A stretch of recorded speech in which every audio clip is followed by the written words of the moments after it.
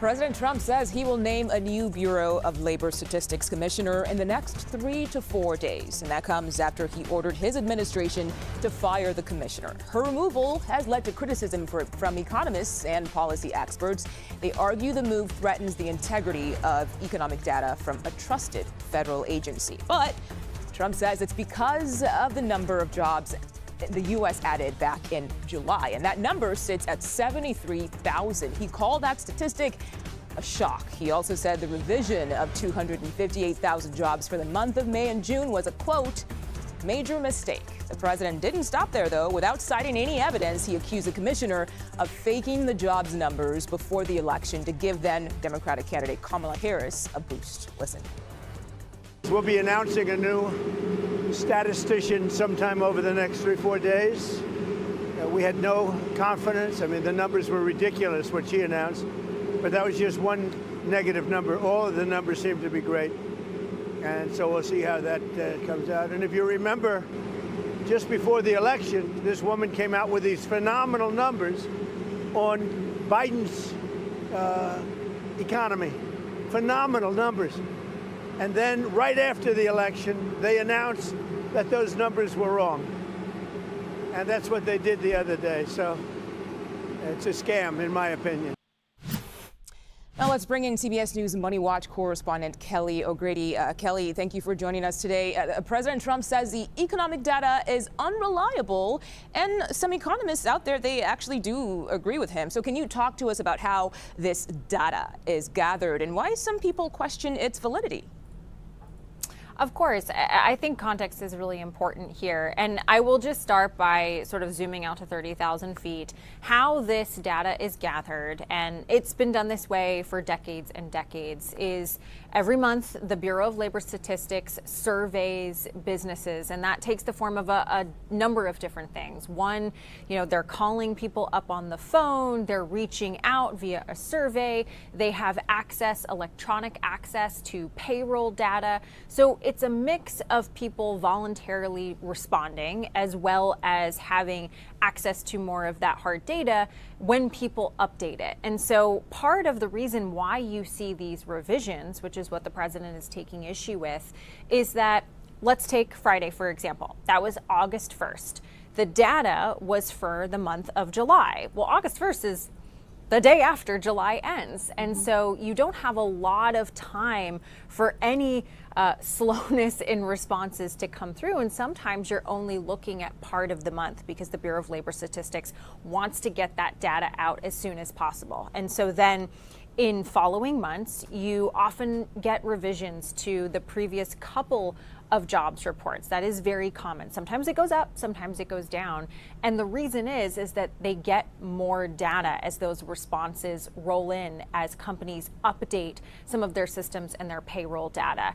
Now, why some economists say, well, the data is faulty, is that because over time, some of these responses, people aren't picking up the phone as much. They're not responding. And we see that even going back to 2019, there's really been a drop-off. Now, the BLS, Bureau of Labor Statistics, does have other ways electronically to verify this data, and they sort of adjust their calculations to account for the fact that there isn't as much response. But that's where the questioning comes from, that the way that things were done in the past isn't necessarily the way they should be done now, and some of the data isn't as strong as it used to be. Kelly, to criticize how that data is gathered, though, that's obviously one thing. But to blame a single person for manipulating data for a political agenda, that's clearly a completely different thing entirely. So what does this firing then mean for the integrity of data going forward? So I think a lot of people are concerned that if you hang this on one person, and what I have heard, I can't say for sure because I haven't been in the data myself, but what I have heard is this one particular person who leads the BLS is not very much responsible for the numbers that you see, for whether it's the CPI data or the jobs report data, because by the way, the BLS also does a lot of the inflation data. It's a group of economists that are putting those numbers together.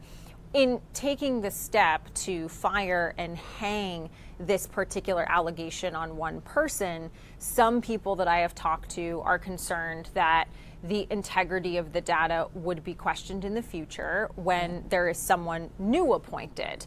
Now, whether that is the case or not, I mean, it's very hard to predict what's going to happen, but that's what we are hearing from people. And, you know, I will note the fact that there has been for many, many years, there's always revisions, there's always people questioning the integrity of the data. Data can always be improved. That's true. But there is, you know, there are some people taking issue that they're hanging this on one particular person. Yeah. Okay, Kelly, please stand by for us real quick. We want to go live now to Washington and CBS News senior White House correspondent Weijia Jiang. Weijia, thank you for joining us. Here's a headline from the Wall Street Journal editorial board over the weekend. It reads, the Bureau of Labor Denial. They say, quote, Mr. Trump's data denial is one more reason fewer Americans will trust the government. So how is the White House justifying the president's decision to fire the commissioner?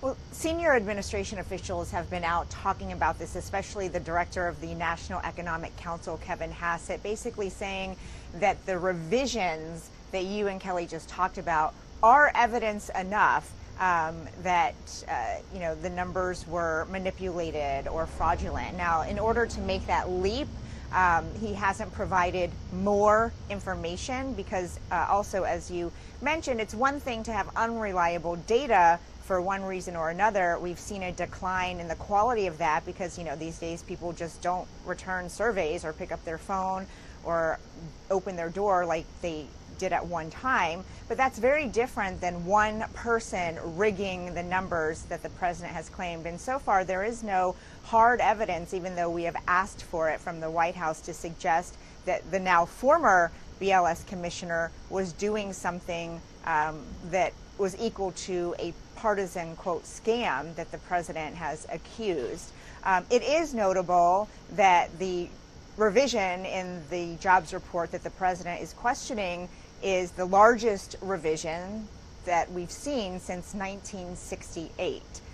But again, some economists say that that is because the quality and the gathering of that data has become more challenging. And so they are falling in line with the president's message. They continue to leave the door open to the possibility that this was politically motivated.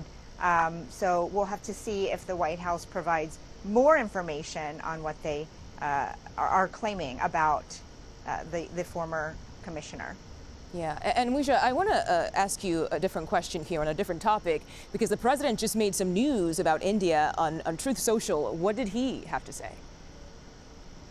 So the president said that India is not only buying massive amounts of oil from Russia, they are then, for much of the oil purchased, he says, selling it on the open market for big profits. They don't care how many people in Ukraine are being killed by the Russian war machine. Because of this, I will be substantially raising the tariff paid to India to the USA. So this is not a surprise, although we weren't exactly sure when this was coming. But the president has been warning that he was going to put secondary tariffs in place for any countries like India, Brazil, China that continue to purchase Russian oil, because he says Putin has not been doing anything to take steps to end the war in Ukraine. And so it was about a week or so ago that the president shrunk the deadline that he initially gave Putin, which was 50 days, putting that at early September to come to peace negotiations, to 10 or 12 days. So we are, I guess, around that time, 10 or 12 days since last week, and we are seeing the president fulfill his threat.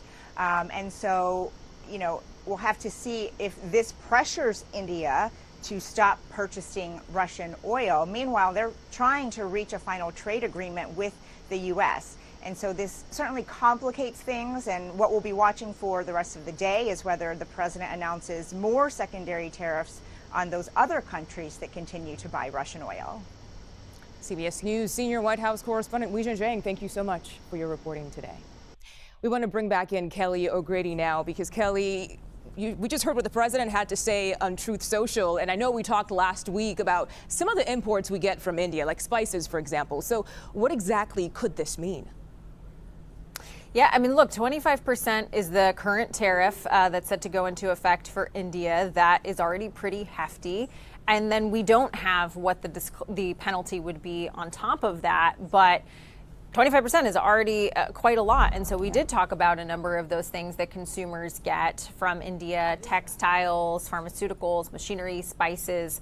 I think the bigger so what for me here is, how does this factor into the negotiations with China? Because as we just mentioned, China is another country that buys Russian oil, that relies heavily on that.